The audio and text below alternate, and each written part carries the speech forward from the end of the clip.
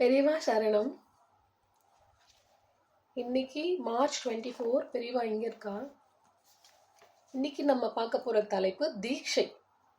தீட்சை என்றால் இனிஷியேஷன் என்று பொருள். அதாவது ஆன்மீக வாழ்க்கைக்கு பிள்ளையார் சொல்லி போடுவது போல.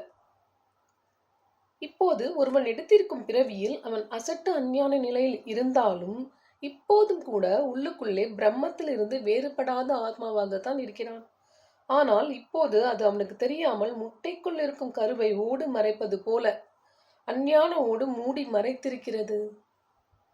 குரு என்பவர் தீட்சை என்பதன் மூலம் தாய்ப்பறவை முட்டையை அடைக்காத்து குஞ்சு பொரிப்பது போல இவனுடைய அஞ்ஞான ஓடு பிளந்து இவன் தன் சத்திய நிலையை உணர்ந்த பறவையாக பிறக்க செய்கிறார் என்கிறார்கள். அதாவது 2 வெவ்வேறு பிறவிகள் இல்லை. தீட்சைக்கு முன்னர் முட்டைக்கரு போல முடங்கி கிடந்த நிலை, அதற்கு பின்னர் அதுவே சுதந்திரமாக பறக்கும் நிலை.